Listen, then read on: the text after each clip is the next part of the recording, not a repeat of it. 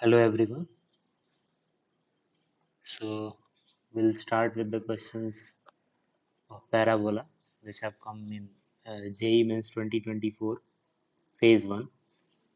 So the first question is, if the shortest distance of the parabola from the center of the circle is d, then we need to find d square. Okay, तो ये parabola है and this is circle.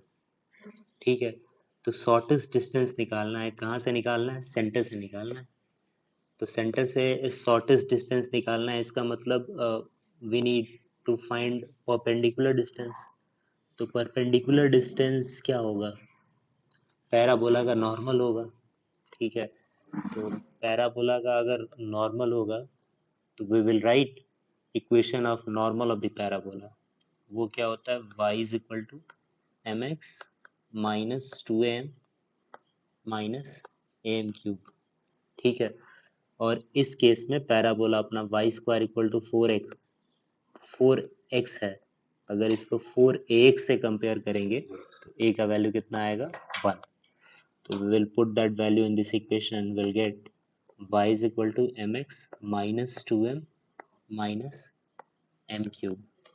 ठीक है, और ये जो normal है that is R P N, ये किससे पास हो रहा है? सी से पास हो रहा है. ठीक है, तो since it passes through C, that is 2,8, तो 2,8 अब इक्वेशन के x और y कोऑर्डिनेट्स को सेटिस्फाई करेगा. ठीक है, तो उसके जगह रख देते हैं.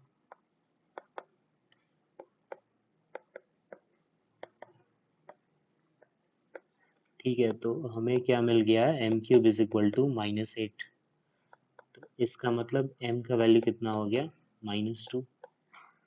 ओके, जब m का वैल्यू पता चल गया तो हमें पता है कि अगर पैराबोला में नॉर्मल के इक्वेशन में स्लोप हमने m लिया है तो पॉइंट p, मतलब कोई भी point p on the parabola किस फॉर्म का होता है? M square comma -2m parametric coordinates of the parabola in case of normal. तो जो p का वैल्यू होगा वो हो जाएगा एम स्क्वायर कॉमा -2m, और मुझे यहाँ पे a का वैल्यू पता है दैट इज 1, m का वैल्यू पता है -2. So if will put this values in this coordinates will get 4,4. ठीक है, रख के देख लो. Okay, now we need to find D. D मतलब this distance is D, C P. ठीक है, सेंटर से पैराबोला का. Okay, so D is nothing but C P, और सी पी कितना हो जाएगा? ये अपना पी रहा. Let me change the colour. Okay, so this is C and this is P. So we'll just use distance formula. So 4 minus 2, 2, 2 का square 4, and 8 minus 4, 4, 4 का square 16. So what we have got root 20, and here we need to find d square. So squaring both side, मतलब d square will get 20. Okay, pretty easy problem to do. Okay, let us come to the next question. So we have a parabola. ठीक है, that is y square equal to 4x and p be a point on the parabola. ठीक है, as shown in the diagram. P also lies on the chord of the parabola x square equal to 8y whose midpoint is this. Then we need to find this value. Okay, so diagram will be something like this. तो ये तो एक parabola हो गया y square equal to 4x. ठीक है, इस पे एक पॉइंट P लाई कर रहा है, और फिर कह रहा है कि ये जो P पॉइंट है वो कॉर्ड पे लाई कर रहा है. किसके कॉर्ड पे? दूसरे parabola that is x square equal to 8y. दूसरा पैराबोला अपना ये हो गया, और इस कॉर्ड पे ये P पॉइंट लाई कर रहा है. ठीक है, तो ये हो गया, और फिर कह रहा है m is the mid point. Let's say कि ये m इसका मिड पॉइंट है, और वो पॉइंट दिया गया है 1,5/4. ठीक है, then we need to find p. p का कोऑर्डिनेट बोला गया है कि अल्फा बीटा है. ठीक है, तो p का वैल्यू बताइए. तो जब भी कोनिक सेक्शन में, पूरे कोनिक सेक्शन में मिड पॉइंट ऑफ कॉर्ड है, ठीक है, और हमें कॉर्ड का इक्वेशन पूछे तो will always use t equal to s one. ठीक है, तो हमेशा हम लोग क्या यूज करेंगे, t equal to s one. इस केस में हमारा पैराबोला का इक्वेशन क्या है, x square equal to 8y। ठीक है, तो टी क्या हो जाएगा, x x one minus 4 into y plus y one, और एस वन क्या हो जाएगा, x one square minus 8y1। यहाँ पे बहुत लोग पूछेंगे कि एक्स वन वाई वन क्या है, तो x one y one mid point होगा। ठीक है, एक्स वन वाई वन क्या होगा, मिड पॉइंट ऑफ कॉर्ड। ठीक है, और वो क्या होगा, दैट इज 1,5/4। मतलब ऊपर वाले इक्वेशन में एक्स वन वाई वन को हम लोग रिप्लेस कर देंगे 1,5/4 से। ठीक है, तो जैसे ही रिप्लेस करेंगे हमें क्या मिलेगा, x minus 4 into y plus 5/4, और ये हो जाएगा 1 माइनस 8 इंटू 5/4। और इसको तुम अगर सॉल्व करोगे तो you will get +4 equal to 0। ठीक है, सॉल्व करके देख लो। ठीक, तो ये जो इक्वेशन आया ये किसका आया, ए बी का आया। अब ध्यान से देखो, जो पी है, लेट से पी पॉइंट का जो कोऑर्डिनेट्स है that is alpha comma beta.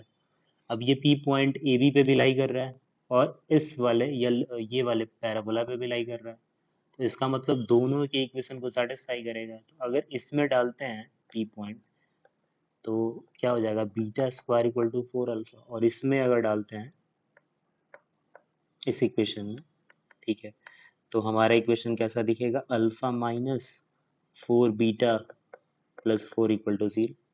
और यहाँ पे अल्फा के वैल्यू को रिप्लेस करते हैं किससे, बीटा स्क्वायर अपॉन 4 से, यहाँ से। ठीक है, तो -4 बीटा प्लस 4 इक्वल टू 0, 4 से मल्टीप्लाई कर दो दोनों तरफ, तो we will get beta square -16 beta plus 16 equal to 0। ठीक है, अब यहाँ से बीटा का वैल्यू निकाल लो। बीटा का वैल्यू क्या हो जाएगा, 16 plus minus 256 minus 64/2, this will be 8 plus minus √48। Calculate करके देख लो। ठीक है, तो यहाँ पे मुझे बीटा -8 चाहिए। ठीक है, तो यहाँ से विल डायरेक्टली राइट कि भाई बीटा -8 जो होगा वो √48 होगा प्लस माइनस। ठीक है, इसको लॉक कर दिया। अब अगर मुझे बीटा मिल गया तो मुझे अल्फा भी मिल जाएगा। कैसे, इस इक्वेशन को देखो ध्यान से। ठीक है, let me use different colour in this box.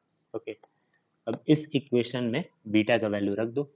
मतलब अल्फा बेसिकली हो क्या जा रहा है, अल्फा हो जाएगा 4 बीटा -4, मतलब 4 into beta -1। Okay, so beta -1 करेंगे तो what we will get 7 plus minus √48। ठीक है, so this we will get 28 plus minus 4 √48। okay, this is our alpha, right? Okay, so alpha minus 28, how much we will get, plus minus 4 √48। okay, तो ये भी चाहिए था। अब मुझे क्या चाहिए, ऊपर क्वेश्चन में देखो, इन दोनों का प्रोडक्ट चाहिए, अल्फा -28 एंड बीटा -8 का। So will just multiply. ठीक है, so if we'll multiply we will get 4 √48 into plus minus √48, so we will get plus minus 48 into 4, 48 into 4 मतलब 192। okay, so this is our answer। okay,